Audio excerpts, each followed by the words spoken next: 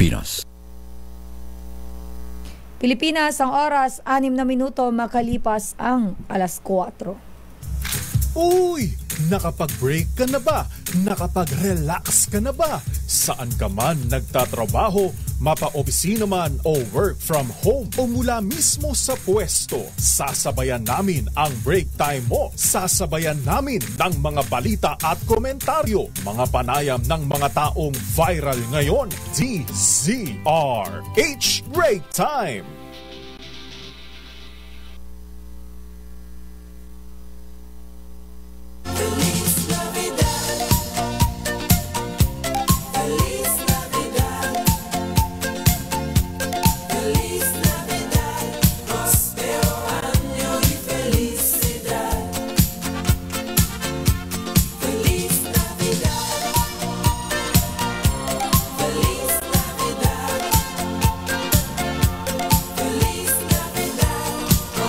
Magandang hapon, Luzon, Visayas at Mindanao. Merry Christmas ulit. Mukhang unlimited tayo magkasama ngayong araw, no? Nakakatatlong programa na ako. Medyo mananawa po kayo sa aking pagmumukha ngayon, ano? Ganun po talaga. Bigayan tayo rito eh. Kaya naman sa mga nanonood, nakikinig sa atin, mga nakatutok, mga nasa kalsada, mga bumabiyahe, yung mga gumagala ngayong Pasko, Merry Christmas po sa inyong lahat at ingat-ingat po tayo. And of course, yun namang mga kababayan natin na pinipiling mag-celebrate ng Christmas sa kanilang mga bahay. At nanonood pa rin sa atin at nakikinig at hindi tayo iniiwan sa ere. Merry Christmas po sa inyong lahat. Sa lahat ng ating mga avid viewers at listeners. Merry Christmas at maraming salamat po for making us again number 1 sa latest survey ng Nielsen nito pong Nobyembre. Kaya naman maraming salamat po. Sana magtuloy-tuloy ano. Sana magtapos ang taon na maganda ang ratings ng DZRH. And of course, wish din natin sa ating mga kababayan ang mas magandang buhay, mas magaan na buhay, para naman masaya ang pagpasok ng 2024. And of course, ang ating pong health. At maraming handaan ngayon.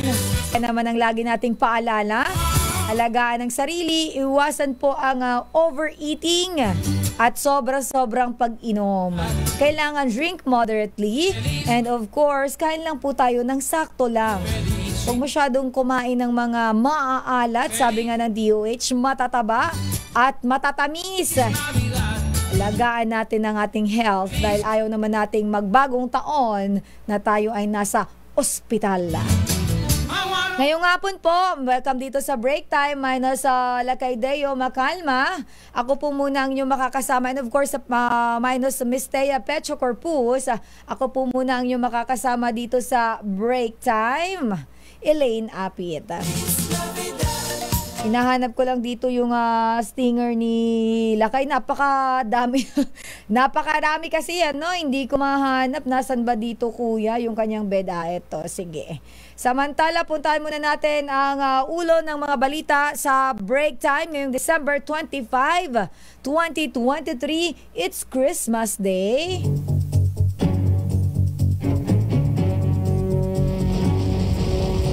Pagdiriwang ng Pasko, generally peaceful ayon po yan sa Philippine National Police.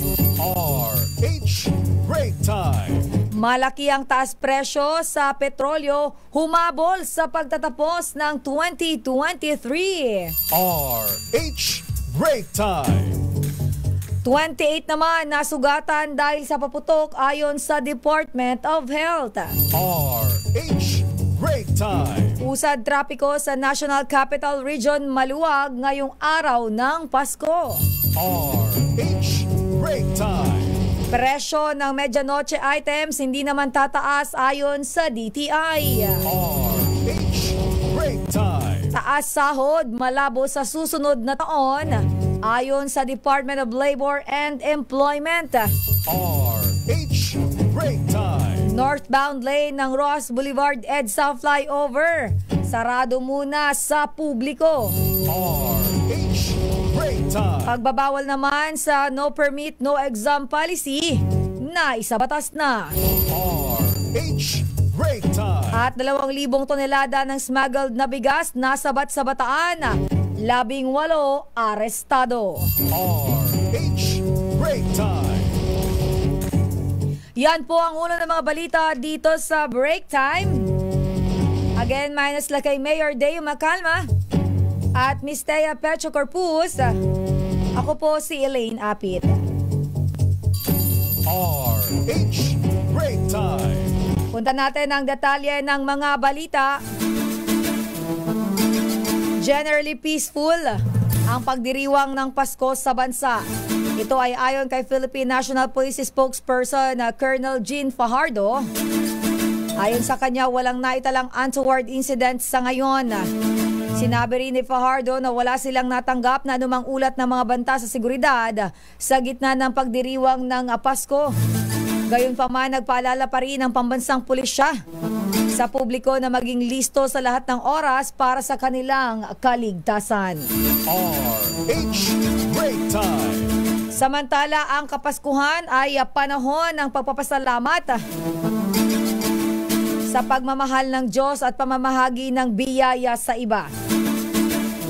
Ito ang naging mensahe ni Cardinal Jose Advincola, Arsobispo ng Maynila ngayong Kapaskuhan. Inihikayat din ng Arsobispo ang mga mananampalataya na tumulong sa kapwa gaya na St. Joseph na bumisita sa mga may sakit, matatanda at mga nagdadalamhati. Hindi rin niya nasusukat sa mga nakakahon ang pinakamagagandang regalo at ang mahalaga ay ito ay makabuluhan at ibinigay ng may pagmamahal. RH Break Time. Samantala, dinaksa naman ng publiko ang mga pamilihan, simbahan at mga sikat na pasyalan ngayong araw ng Pasko, December 25. Sa Maynila, nagpuntahan ang mga namamasyal sa Luneta Park, Dolomite Beach maging sa Manila Zoo. Sa Baclaran naman, nagdulot din ng traffic sa may service road sa tapat ng Baclaran Church dahil sa dami ng mga mamimili. Sa ulat ni DZRH reporter Christian Manyo, pansamantalang pinayagan ng mga vendor sa kahabaan ng service road ngayong araw ng Pasko. Samantala, maging ang Star City hanggang sa ngayon po ay patuloy na dinadagsa ng mga namamasyal ngayong araw ng Pasko. RH Break Time. Samantala, magkakaroon naman ng taas presyo. Bad news sa mga motorista, no? Humahabol po sa pagtatapos ng taon. Magkakaroon ng taas presyo sa mga produktong petrolyo bukas, huling Martes ng taon. Sa anunsyo ng Oil Industry Sources, tataas ng 1 peso and 70 centavos o halos 2 piso sa kada litro ng diesel. Ang gasolina naman ay magtataas ng 1 peso and 60 centavos sa kada litro, habang ang kerosene ay may dagdag na 1 peso and 54 centavos sa kada litro. Ang halaga ng mga produktong petrolyo ay nakadepende yan sa paggalaw nito sa pandaigdigang merkado. RH Break Time. 15 minuto makalipas ang alas 4 ng hapon. Umakyat na sa 28 ang bilang ng mga nabiktima ng paputok sa loob pa lang ng 4 na araw. Sa monitoring ng Department of Health, 16 na bagong kasong firecracker-related injuries ang naitala simula sa bisperas ng Pasko hanggang kaninang alas 6 ng umaga.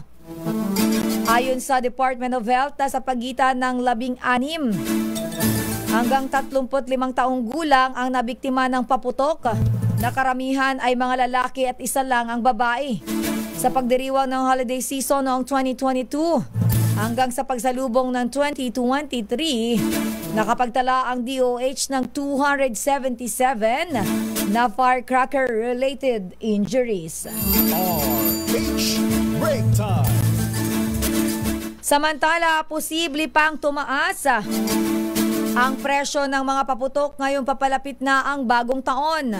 Ayon kay Lea Alapide, presidente ng Philippine Pyrotechnics Manufacturers and Dealers Association, bahagya lamang ang magiging pagtaas sa presyo nito, hindi tulad sa mga nakaraang taon.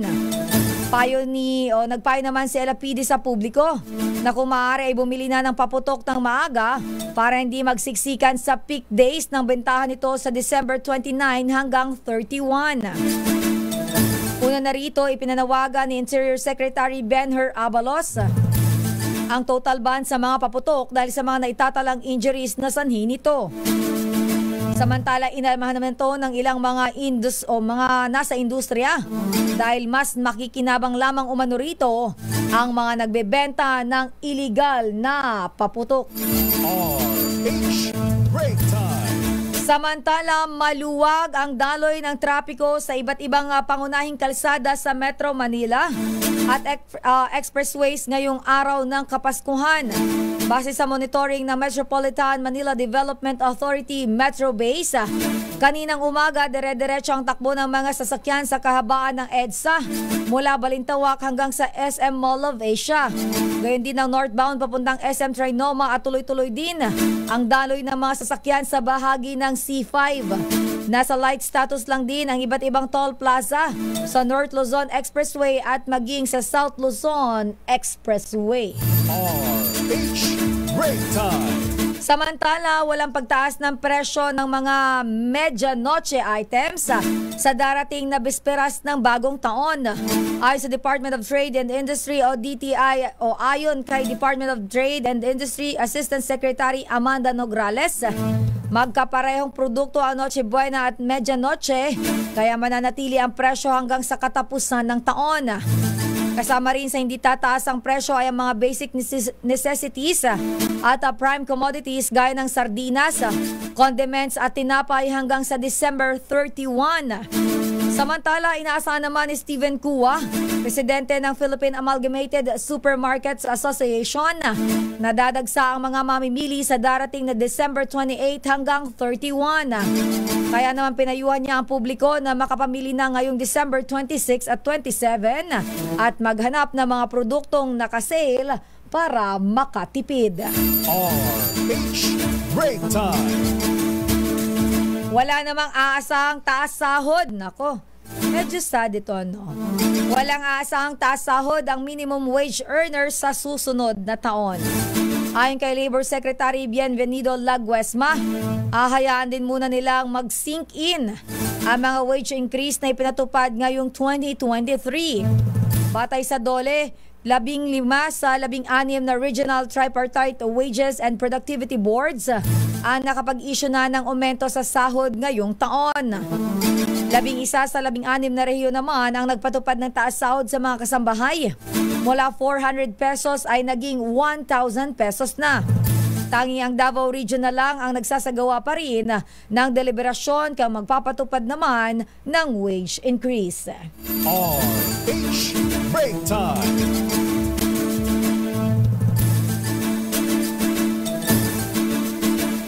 Pansamantalang isasara ang northbound lane ng Ross Boulevard EDSA flyover simula yan bukas, December 28 hanggang Sabado, December 30. Sa abiso ng Department of Public Works and the Highways o DPWH, ito'y upang ipagpatuloy ang pagsasaayos sa nasirang parte ng kalsada at maikabit ang dalawang natitirang expansion joints. Dahil dito sinabi naman ng MMDA na asahan ang pagbagal sa trapiko o pagbagal ng usad trapiko sa nasabing lugar kasabay ng payo na humanap ang mga motorista ng alternatibong ruta. Tiniyak naman ng DPWH na tatapusin nila ang pagkukumpuni sa daan sa lalong madaling panahon. RH Break Time. Babalikan natin ang ilang pang mga detalye ng mga balita dito sa Break Time. Isang magandang hapon sa mga nakatutok sa ating Facebook at YouTube channel. Isang magandang hapon kay Greg Holmes na sabi niya ay Okay. Ganun po talaga, sir, kapag holiday, of course, we have a time naman para sa ating pamilya. Kami po ay nagsasalit-salitan dito sa ating pag-leave. Ayan, dahil 24/7 po ang operation ng DZRH. Kaya hinahanap niya siguro, nami-miss niya siguro sila kaya, Hello naman kay Peter Manaksa, magandang hapon at Merry Christmas. Maraming salamat. Nakaantabay daw dyan sa may Abu Dhabi. At kay Bats29 na nag-comment din sa ating YouTube channel, Merry Christmas. Babalikan natin ang pang detalye ng mga balita dito sa Break Time. Makalipas lamang po ang ilang paalala. Pilipinas, ang oras, 22 minutes na po makalipas ang alas 4. RH Break Time. RH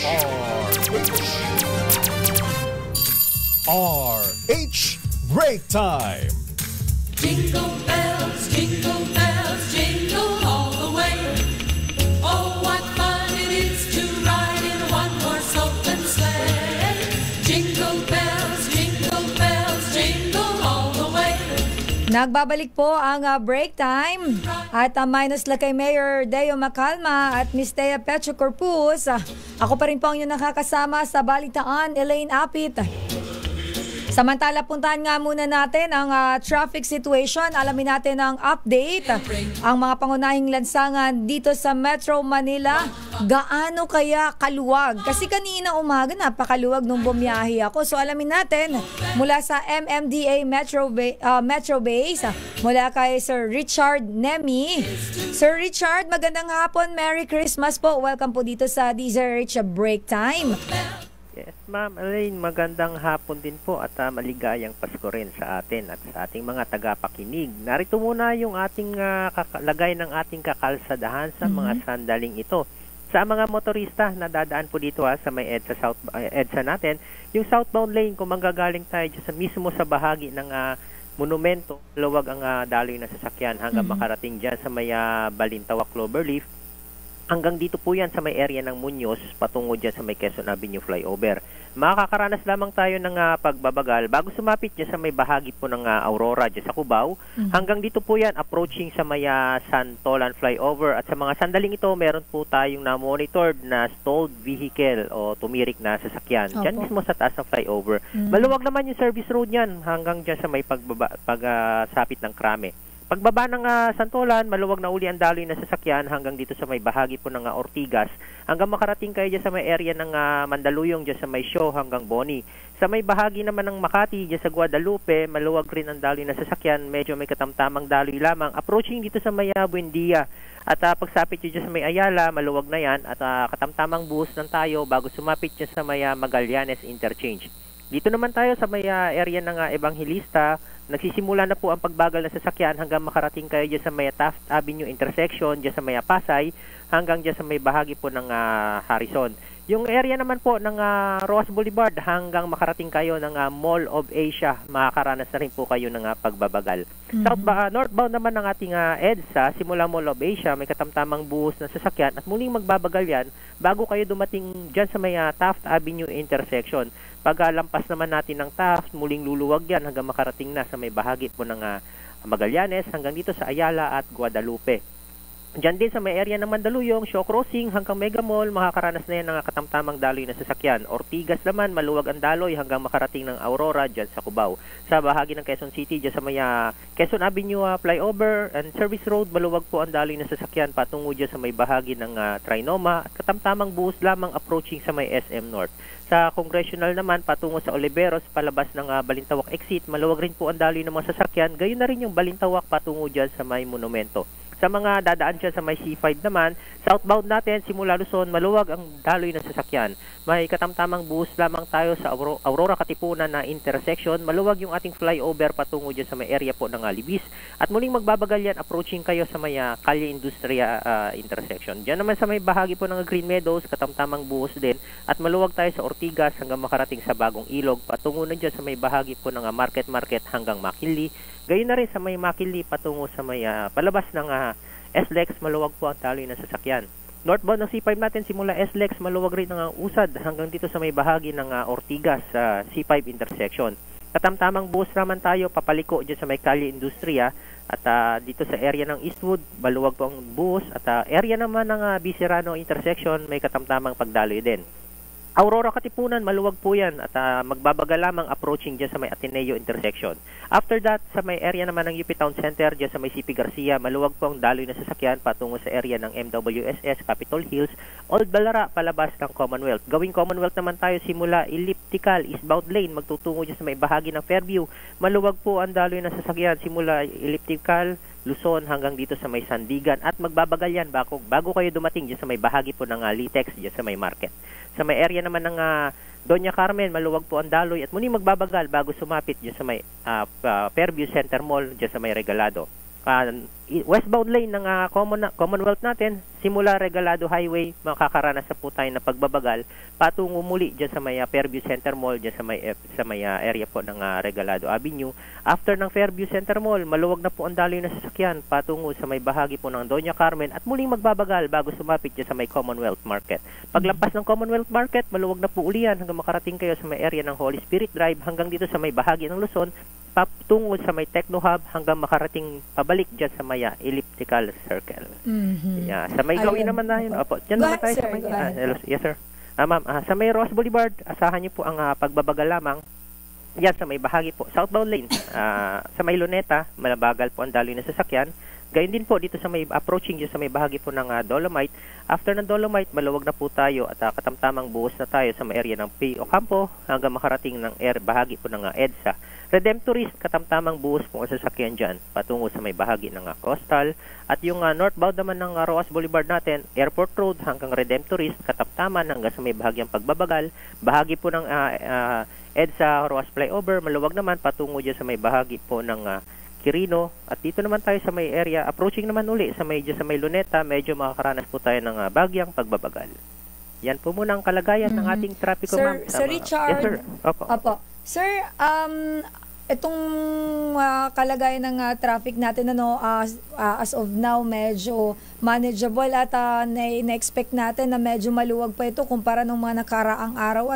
Actually, kahapon po ang tindi pa ng traffic dito sa may Buendia area. Sir, base po sa inyo pong obserbasyon, dahil medyo matagal na po kayo nasa MMDA, tuwing mga kailan po magsa-start ulit yung matinding traffic? Siguro mga anong petsa po ba nag-i-start yan usually? Pag after po ba or mga 28, 29 po ba o mga New Year na ulit yan magsisikip yung daloy ng traffic dito sa atin pag magbabalikan na yung mga kababayan natin nasa bakasyon?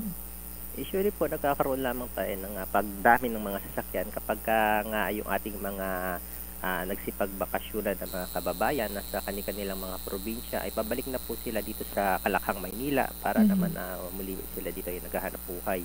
At sa mga oras na ito, nakakaranas lamang tayo ng pagbabagal approaching dyan sa may lugar kung saan nakagaya po niyan ng ating mga malls at yung mga pasyalan ng mga dinadayo ng ating mga kababayan. At sineselebrate yung Kapaskuhan sa mga sandaling ito. Opo. Sir Richard, maraming salamat po. Nako, parehas pala tayo. Kailangan magtrabaho kahit Pasko. Merry Christmas po sa mga taga-MMDA. Opo, maligayang Pasko din po sa inyo dyan. Sa Thank you po, sir. Ingat-ingat po kayo. God bless po. Magandang hapon po. Thank you po.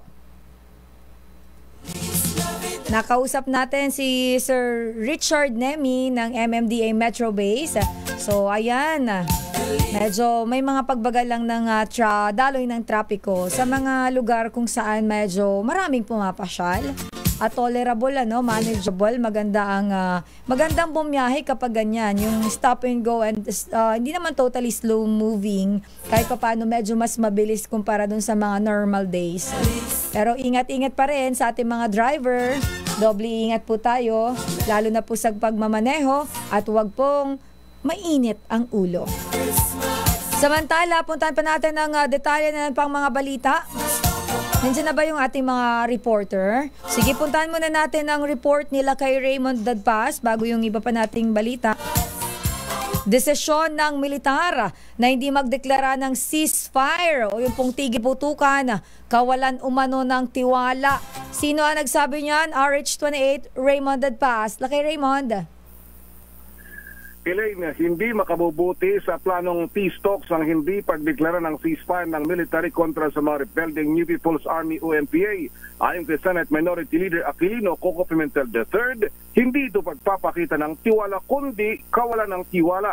Sinabi ni Pimentel na sa panahon na may suspension of military operations o SOMO ay kailangan magpakita ng good faith ang magkabilang grupo at maigpit na sumunod sa kanilang deklarasyon. Ang tiwala sa magkabilang panig ay nakukuha lamang kapag maigpit na sinusunod ang anumang napagkasunduan. Una nito nagdeklara ng 2 araw na holiday truce ang CPP-NPA, ngunit hindi ito tinapatan ng Armed Forces of the Philippines at patuloy ang kanilang pagbabantay, lalo na at bukas ang ika-55 taong anibersaryo ng kilusan. Para sa kauna-unahan sa Pilipinas, DZRH, ito si Raymond Dadpaas, tuloy-tuloy sa pagbabalita, tuloy-tuloy sa serbisyo, sama-sama tayo, Pilipino. Maraming salamat, ala kay Raymond Dadpaas. RH Break Time. Samantala, hindi naman pagvito ni Pangulong Bongbong Marcos sa program funds makatutulong panlaban sa inflation. Sino nagsabi niyan? RH12, Milky Rigunan. Manang Milky. Elaine, sa nilagdaang 2024 national budget, ipinakita ni Pangulong Bongbong Marcos ang pagiging decisive at hindi binito ang mga program funds. Ayon kay ako, Bicol Party List Representative Elizalde Co, ang unprogrammed funds ay makatutulong sa gobyerno sa anti-inflationary measures. Ito ay sa pamagitan ng pagbibigay ng tulong sa mga mahirap na pamilya, lalo na sa may tinuturing na near poor o pamilya na mayroong kita na mababa sa 20,000 o 23,000 pesos kada buwan. Sa 2024 General Appropriations Act na nakakalaga ng 5.768 trillion pesos, 2 probisyon ang navito ni Pangulong Marcos. Ito ay kinabibilangan ng revolving funds ng Department of Justice at ang implementasyon naman ng Career Executive Service Development Program. Nilinaw ni Ko ang unprogrammed funds ay hindi na bago, kasabay ang pag-asa na magkakaroon naman ng excess na kita ang gobyerno para mapondohan ang pamamahagi ng ayuda. Partikular na tinukoy ni Ko ang pinalawak na ayuda para sa AKAP o ayuda sa Kapos ang Kita program na isang bagong programa para sa 12 million household Filipinos na tinatawag na near poor. At bago ko magpaalam, Elaine, gusto ko uling batiin ng Madam Merry Milky, Christmas. Merry Christmas. At lahat ng mga kasama natin dyan sa News Center. Para sa kauna-una sa Pilipinas, DZRH. Ako si Neil Gregonan. Tuloy-tuloy sa pagbabalita, tuloy-tuloy sa serbisyo, sama-sama tayo, Pilipino. Maraming salamat, Manang Milky. RH Break Time. Samantala, sa iba pang mga balita, babalikan natin ang ilan pang mga report ng ating mga kasamahan maya-maya, no? Maraming salamat kay Manang Milky at kay Raymond. Apakasipag naman talaga, oo. Samantala, sa iba pang mga balita, may karapatan na ang mga estudyante na mag-exam kahit hindi pa fully paid sa matrikula. Patunay na ang edukasyon ay karapatan ng bawat kabataan. Ito ang reaksyon ni Overseas Filipino Worker Party List Representative Marisa Magsino matapos may pasa ang No Permit and No Exam Prohibition Act o Magtino. Sa ilalim ng bill, ang mga mahihirap na estudyante na hindi makababayad ng tuition, sanhi ng kalamidad, emergency at iba pang dahilan ay papayagang kumuha ng periodic at final exam. Sa pangangasiwa ng Department of Social Welfare and Development o DSWD, papayagang makapag-exam ang mga estudyante basta mayroong promissory note at i-release lamang ang credentials kapag nabayaran na ang pagkakautang. Saklaw naman ng naturang bill ang lahat ng public at private basic education, higher education institutions at mga technical vocational institutions na mayroong long-term courses. Samantala, nakumpiska naman ang mahigit sa 2,000 na metrikong tinaladang mga smuggled na bigas sa Orion, Bataan. Ayon sa Bureau of Customs, Port of Limay, Bataan, nasa 2,025 metrikong tonelada ang nakumpiskang white Vietnamese rice mula sa barkong MBSS Omega. Nagkakahalaga naman ng mahigit sa 100 million pesos ang naturang bigas na ibababa na sana ng crew noong December 21 sa Orion, Bataan.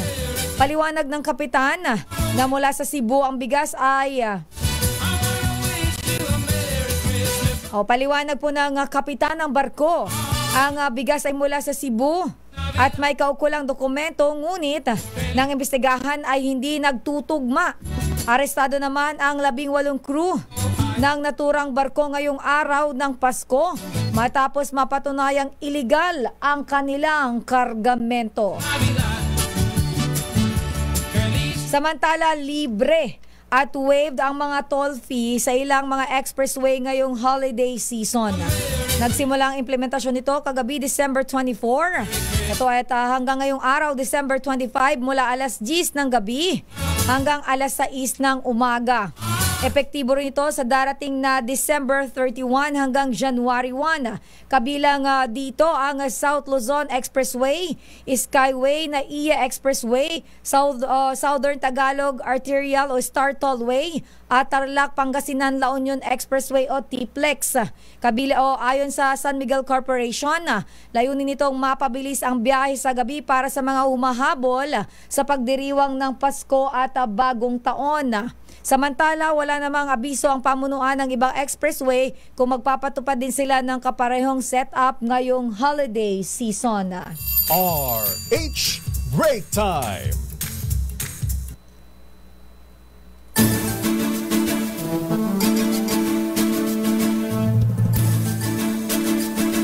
Samantala, bago sa iba pa nating mga balita, puntahan muna natin.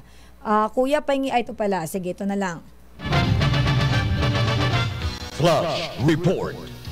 Flash Report! Siyam na miyembro umano ng New People's Army sa Bukidnon patay naman sa engkwentro kontra militar sa gitna ng ceasefire ng mga rebelde ngayong Pasko. Detalye balita mo, RH 52. Edniel Parosa. Edniel. Elaine, napatay ng militar ang hindi bababa sa siyam na miyembro umano ng New People's Army sa isang opensiba sa Malaybalay City, Bukidnon ngayong araw mismo ng Pasko.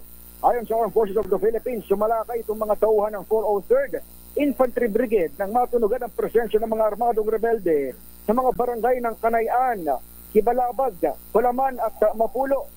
Kumpiska ng tropa ng militar ang 8 armas mula sa pinangyarihan ng engkwentro na inasahan naman ang dadami pa sa mga susunod at follow-up operations. Sa ngayon, wala pang pagkakakilanlan itong siyam na nasawi at ibang detalye ng sinasabing sagupaan ng mga sundalo at mga rebeldeng.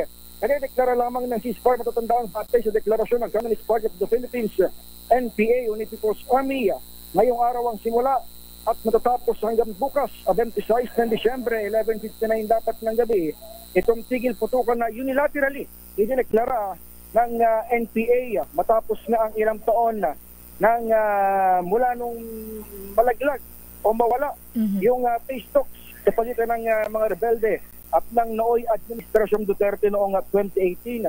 Pero ipinagpaglamang ito ng AFP at sinabing ang burden of proof o ang patunay ng sinseridad ay mapupunta sa bahagi ng mga rebelding grupo. Ayon sa Armed Forces of the Philippines, Elaine, patunay ito ng urgent na papanahong pangangailangan para sa mga remaining o mga natitirang NPA na sumurrender na at iwan ang kanilang armed struggle o armadong pakikibaka.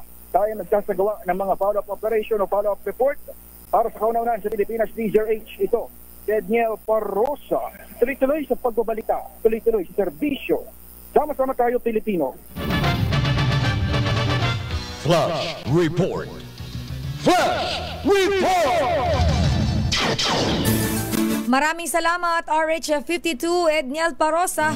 Po, ulitin lang natin, siyam na miyembro umano ng NPA dyan sa Bukidnon ang patay po sa engkwentro kontra militar. Ngayon mismo yan, Christmas Day. Ito po ay sa gitna naman ng sinasabi ng rebelding grupo na ceasefire. Alamin natin ang mga detalye pa niyan mamaya. Abangan lang po ninyo, tutok lang kayo, at abangan natin ang mga update pa mamaya mula kay RH 52, Edniel Parosa. Samantala, babalikan natin na lang pang detalye ng mga balita dito sa Break Time Pilipinas. Ang oras, 46 minutes na po makalipas ang alas 4 ng hapon. RH Break Time.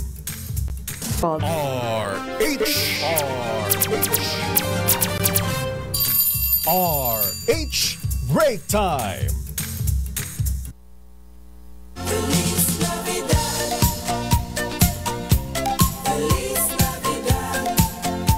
Nagbabalik po tayo dito sa break time. Minus lang kay Mayor Deo Macalma at Miss Thea Pecho Corpus. Ako pa rin po yung nakakasama sa balitaan, Elaine Apit. Samantala, sa pagpapatuloy ng mga balita, nagpasalamat at binati ni Vice President Sara Duterte ang mga frontliners ngayong Pasko. Sa payag ng Vice Presidente, taus-puso niyang pinasalamatan ang mga serbisyo at sakripisyo ng mga frontliner at first responders.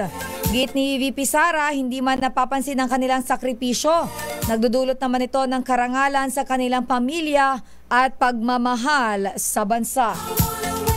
Samantala, kaugnay niyan, nagpasalamat at kinilala ni Vice President Sara Duterte ang mga overseas Filipino worker sa buong mundo ngayong Christmas Day. Sa kanyang pasasalamat o pagpapasalamat message, tiniyak ng Vice Presidente ang suporta sa mga OFW, kasabay ng pagpapaabot ng pagbati. Ayon kay VP Sara, dahil sa sakripisyo ng OFWs, kaya nananatiling matatag ang ekonomiya ng bansa. Dagdag pa rin daw ang mga OFW ang refleksyon ng progreso at talento na nag-aangat sa bandila ng Pilipinas. Samantala, posible namang maging problema. Ang mga mahihilig po sa lechon, posible maging problema ang bentahan ng lechon pagsapit ng bagong taon. Sa panayam ng DZRH kay William Chua, presidente ng Laloma Lechoneros sa Quezon City, ito'y dahil marami na ang bumibili ng lechon ngayong Pasko. Sabi ni Chua, hindi naman basta-basta maglechon ng baboy dahil pinipili pa ang magandang klase. Paliwanag ng lechonero, mahirap silang makakuha ng magandang klase ng baboy na lilitsunin. Una na rito, sinabi ni Chua na nagkakahalaga ang isang lechon sa pagitan ng 8,000 pesos hanggang 25,000. Ito ay depende naman sa laki at klase. Narito po ang paliwanag ni William Chua, presidente ng Laloma Lechoneros. Nakahanda na po kami lahat. Ngayon lang, palagay ko itong bagong taon, doon magkakaroon siguro ng konting problema. Nako. Dahil maaaring konti na lang po yung lilitsunin na baboy. Although meron naman, pero mas mahirap kumuha ng mga medyo magagandang klase na panglitson. Although meron naman supply, mas mahirap na maghanap ng ng medyo magaganda. Kasi ang baboy naman hindi makuha mo pag nilitso mo yun na yun eh. Ganun ba yun? May mga tayong hinahanap ng mga quality. Samantala, pinaiimbestigahan na ng Eastern Mindanao Command ang pag-araro ng military truck sa Bangkerohan Market dyan sa Davao City, kung saan namatay ang 2 katao kahapon alas 5:30 ng umaga. Ipinagutos na ni Lieutenant General Greg Almerol, commander ng Eastmancom, na magsagawa ng full investigation ang Joint Task Force Haribon na may hawak sa Task Force Davao. Sa paunang report, sakay ng military truck na KM450 ang Task Force Davao para tiyakin ang seguridad sa palengke. Pansamantalang pinark ng driver ng truck ang sasakyan ng pansamantalang pinark ng driver ang truck ng sakyan nito ng isang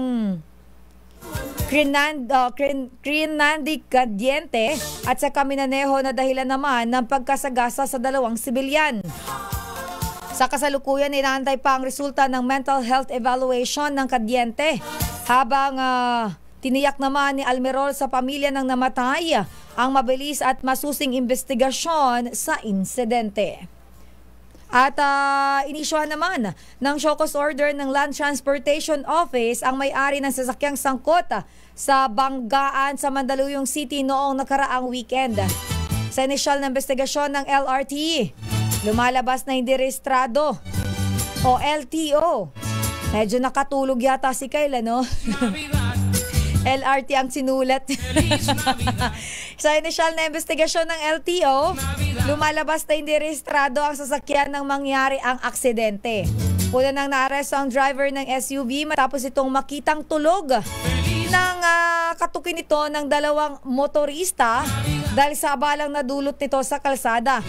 Nang magising ang driver ay humarurot, dahilan naman para magulungan ang isa sa sakay ng motorsiklo. Samantala, sa iba pang balita, puntahan muna natin ang report mula sa ilan pa nating mga kasamahan sa labas ng himpilan. Bus tumagilid naman, 11 pasahero sugatan dyan sa Iloilo. Naku, Paskong Pasko, alamin nga natin ang detalye niyan mula kay RH39. Aini Grace Bravo, Aini. Natumba habang bumibiyahe ang pasaherong motorized bus sa Barangay Purok 1, bayan ng San Joaquin, Iloilo. Ayon kay Police Staff Sergeant Jason Isguera, investigador ng San Joaquin Municipal Police Station, mula sa Iloilo City at papunta sa Barangay Chola, San Joaquin, ang motorized bus. Lumalabas sa investigasyon na may bababang pasahero na ang biglang lumihis ang bus sa left lane. Dali-daling ibinalik ng driver sa right lane ang bus, ngunit hindi na kontrol ang manibela kaya natumba ang sasakyan. Madilim ang area kung saan nangyari ang aksidente at madulas ang daan dahil sa malakas na pag-ulan. Nagtamo ng minor injuries ang 11 sa 18 sakay ng motorized bus. Isang pasahero na lang ang patuloy na ginagamot sa ospital ayon sa pulis. Mula sa Aksyon Radyo Iloilo, ito sa Aini Grace Bravo. Tuloy-tuloy sa pagbabalita, tuloy-tuloy sa serbisyo, sama-sama tayo, Pilipino. Maraming salamat, RH39, Aini Grace Bravo. RH Break Time. Samantala, lalaking sakay naman ng motorsiklo na aksidente patay. Diyan yan sa may Pangasinan. Detalye balita mo, RH38, Freddy Fajardo. Freddy. Hindi na umabot ng Pasko ang isang lalaking sakay ng motorsiklo ng maaksidente ito sa lansangan. Sa ulat ni Alamino City Chief of Police Lieutenant Colonel Jerome Wangkay, alas 11:40 kagabi, na-aksidente sa National Highway sa Barangay Magsaysay, Alamino City. Ang biktimang nakilalang si Peter Jan Alimpuyo Buado, 35 anyos, residente ng nasabing barangay. Dabatid sa investigasyon na galing umano sa inuman ng biktima at nagpaalam na itong uuwi sa kanilang bahay upang doon sa lubungin ang Pasko.